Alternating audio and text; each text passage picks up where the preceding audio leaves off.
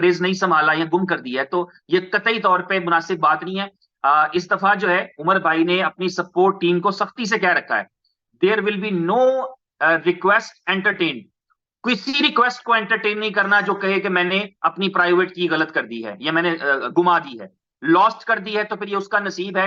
अगर वो इतना ही इसको इजी लेता है या इतना ही रिस्पॉन्सिबल है तो इसमें कुछ किया भी नहीं जा सकता। वो एक ऑप्शन होती है कि आप प्राइवेट की को रीसेट करा देते हैं ब्लॉकचेन पर जाकर, जिससे आपका वॉलेट बैलेंस लूज हो जाता है। वो भी नहीं करने की जरूरत कि चलो जो पीछे हो गया वो तो सही, आगे से चलो बेहतर हो जाए, ऐसी भी ऑप्शन देने की जरूरत नहीं। तो इसलिए ये पूरी एहतियात करनी है कि प्राइवेट की स्टोर करवाएं, और इसीलिए दिन भी मिले हमें, हमारे पास ये दिन है, ऐसी कोई अफरा तफरी नहीं मची अभी। यानी कंपनी ने कितने दिनों से वो लाइव कर रखी है, ताकि सुकून से तसल्ली से जो है अपने वॉलेट को डाउनलोड करवाएं और उसके अंदर सीक्रेट फ्रेज और सिक्योरिटी की जो है उसकी सेव कराएं। सीक्रेट फ्रेज 12 लफ्ज हैं, उनको बेशक कागज पे लिख के लैमिनेशन करा के घर के संदूक में रख दें, आपकी चॉइस है। उसको अपने आप को ईमेल कर लें, अपने आप को व्हाट्सएप कर लें, और दुनिया में आपके अलावा किसी के पास वो नहीं होनी चाहिए।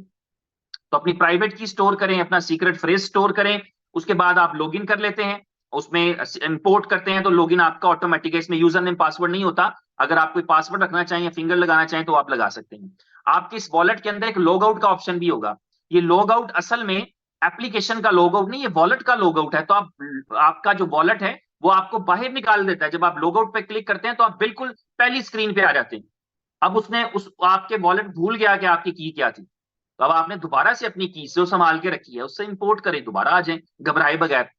लॉग आउट का मतलब होगा वो आपको बाहर निकाल देगा। अब आपने ये एप्लीकेशन का लॉग आउट नहीं है, कोई नॉर्मल नहीं है, फेसबुक का लॉग आउट नहीं है कि अच्छा यूजर नेम पासवर्ड डाल के लॉगिन कर लिया। प्राइवेट की से पहले ही आपने लॉगिन किया था, अब फिर प्राइवेट की इंपोर्ट करें, नया नहीं क्रिएट करना, वही प्राइवेट की जो संभाल के रखी थी लॉगिन करें। और जिसने नहीं किया वो एक बार प्रैक्टिस कर ली, अभी चंद घंटे बाकी है, अभी थोड़ा टाइम बाकी है, तो आप उसकी प्रैक्टिस कर लें। अच्छा मैं लॉग आउट हुआ, अब मैंने लॉग इन कैसे करना है।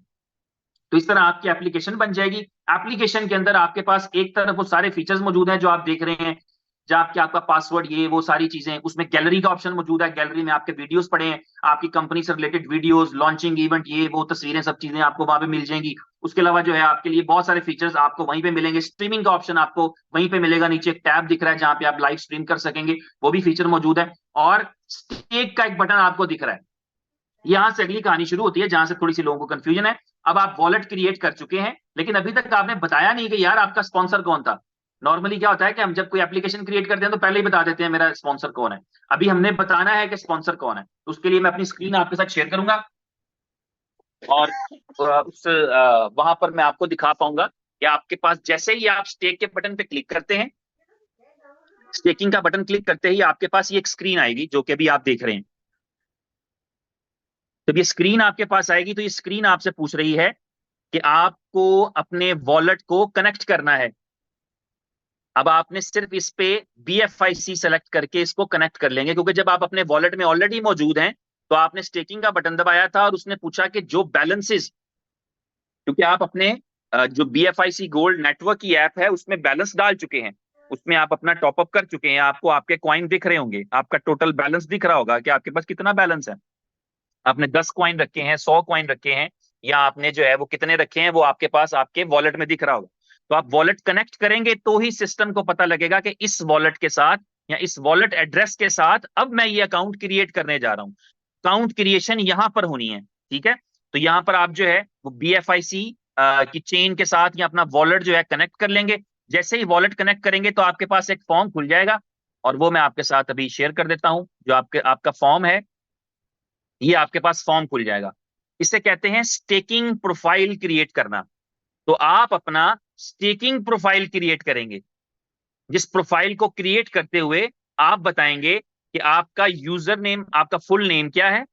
इसे जो है वो आपको एप्लीकेशन में दिखेगा, फिर आपको भी दिखेगा और आपके स्पॉन्सर या आपके अप्लायंस को भी दिखेगा, अगर आपने सब्सक्रिप्शन नहीं ले रखी होगी अपना हाइड करने वाली तो। और उसके बाद अपना यूजर नेम आप सेलेक्ट करेंगे, 4 डिजिट से लेके 10 12 14 की कोई लिमिट होगी, इन बिटवीन आप अपना कोई प्यारा सा यूजर नेम रखेंगे। और जब अपना यूजर नेम रखेंगे तो आप उसके बाद अपना ईमेल एड्रेस कंफर्म करेंगे, उसके बाद अपना फोन नंबर कंफर्म करेंगे। बाय डिफॉल्ट शायद आईपी के एतबार से, क्योंकि मैं यूएई में बैठा हूं तो ये दुबई का नंबर दिखा रहा है, आप जहां जहां बैठे होंगे तो आपको बाय डिफॉल्ट वो वाला फ्लैग दिखा देगा और वो वाला कोड दिखा देगा। तो अपना फोन नंबर आप ऐड कर देंगे। और अब यहां पर बात आएगी कि आपको अपना रेफरल आईडी जो है अपने स्पॉन्सर का रेफरल आईडी देना है। ठीक है। तो यहाँ पर नॉर्मली क्या होता है कि आपके पास ये लिंक आता है तो लिंक से खोल लेते हैं। अदरवाइज हमें ये भी कर सकते हैं कि हम एक मैसेज बनाएंगे, उस मैसेज में हम पर्टिकुलरली अपना जो है वो यूजर नेम मेंशन कर देंगे। यहाँ पर हमारे पास इंपॉर्टेंट चीज है जो समझने वाली, वो ये है कि हमारे पास दो यूजर यूजर आईडी जनरेट होंगे। अगर मैंने अपना यूजर आईडी रखा, फॉर एग्जाम्पल मैंने अपना यूजर आईडी रखा Z123 फॉर एग्जाम्पल, या जी सीनियर रखा, तो मेरे दो रेफरल कोड जनरेट होंगे। एक पे जी सीनियर के साथ आर होगा, डैश आर, और एक पे होगा जी सीनियर डैश एल, यानी लेफ्ट साइड। यानी दो मन रेफरल से नहीं कोड काम हर करता यूजर कुछ के अजीब जनरेट अजीब। होंगे। एवरीवन हाँ हैव चीजें। Will have two user names, two referral IDs. तो हमारी दो रेफरल आईडीज होंगी। बनाएंगे हम एक ही यूजर नेम सेट करेंगे, लेकिन हमारे अकाउंट में दिखेगा कि हमारे लेफ्ट वाले के साथ डैश एल है, हमारे राइट वाले के साथ डैश आर है। तो जब हम रेफरल आईडी यहाँ पे मेंशन करेंगे तो हम यहाँ पे लिखेंगे कि मेरा रेफरल आईडी, फॉर एग्जांपल मैंने लिखा था जी सीनियर डैश आर। अगर आपके पास ये आया है तो आपको डैश आर वाला लिख देंगे, आपके पास डैश एल वाला आया है तो आप डैश एल वाला लिख देंगे। तो इस तरह से रेफरल आईडी सिर्फ बताना है। जो प्लेसमेंट आईडी है ये कंपलसरी नहीं, आप देख रहे हैं इसके नीचे एक ऑप्शन आ रही है प्लेसमेंट आईडी, और फिर उस आईडी की पोजीशन। तो ये एक्चुअली अथॉरिटी है आपके पास कि आप जहां चाहे बंदा प्लेस कर सकते हैं, लेकिन ये पहले शुरू के दिनों में प्रैक्टिकल नहीं हो पाएगा आपके लिए, क्योंकि आप अगर किसी को अपना प्लेसमेंट आईडी भेजते हैं, उस आईडी पे पहले ही लग चुका हो, तो फिर आपके लिए ये फिजिबल नहीं रहेगा। तो शुरू में जब आप रेफर करेंगे तो आपको पता है कि अगर आपके पास 10 लोग हैं, आपने 10 लोगों को रेफरल कोड भेजना है, तो 5 को आप अपना लेफ्ट साइड वाला भेज देंगे, 5 को अपना राइट साइड वाला भेज देंगे। बाकी या किस्मत या नसीब। ठीक है, कि कौन कितना अच्छा परफॉर्म करता है, कौन सी टीम आपकी जो है वो सत्या में आ जाती है, पावर में आ जाती है, और कौन सी टीम जो है आपकी कंपैरेटिवली कम बिजनेस पे होती है। और ये बदलता रहता है, ऐसा नहीं होता once a power is always a power, ऐसा नहीं होता। बाज वक्त ऐसे होता है कि एक आपकी टीम पहले दिन के अंदर इतना बड़ा बिजनेस का पहाड़ खड़ा कर देती है, आप कहते हैं ये मेरी पावर हो गई, लेकिन आप दूसरी आपको वीकर लग रही होती है, लेकिन आप हफ्ते बाद देखते हैं तो पता लगा है वो पावर आगे बढ़ नहीं पाई और वीकर उससे बहुत आगे निकल गया, वो पावर बन गई। तो ये बाइनरी के अंदर वीकर पावर का कॉन्सेप्ट चलता रहता है एट वंस, यानी कि एक दफा में नहीं तय हो जाता कि ये पावर है और हमेशा पावर रहेगी, वो बदलता रहता है आपके बिजनेस की स्पीड पे। किस तरफ कौन बंदा आपकी टीम में, कौन ऐसा बंदा जिसमें जज्बा हो, शऊर हो, जिसमें काम करने का हौसला हो, जिसको जो नीडी हो, जिसको जरूरत हो और वो कुछ करना चाहता हो बड़ा हो, कब वो बिजनेस डालना शुरू कर दे और कब वो सबके रिकॉर्ड तोड़ जाए, कुछ पता नहीं लगता।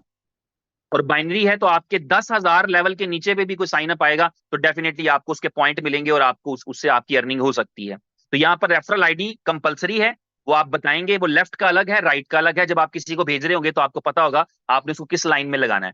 जब आप प्लेसमेंट आईडी नहीं बताते तो वो अल्टीमेटली एक्सट्रीम लेफ्ट या एक्सट्रीम राइट लगेगा। अगर आपने उसको डैश आर वाला भेजा है तो एक्सट्रीम राइट पे जाके लग जाएगा, अगर आपने उसको डैश लेफ्ट एल वाला भेजा है तो एक्सट्रीम लेफ्ट पे लग जाएगा। तो शुरू में आपको ये वाला रेफरल आईडी, जो दो रेफरल आईडी होंगे वो आप शेयर करेंगे अपनी टीम में, जिसको लेफ्ट का भेजना है जिसको राइट का भेजना है वो आपकी चॉइस है।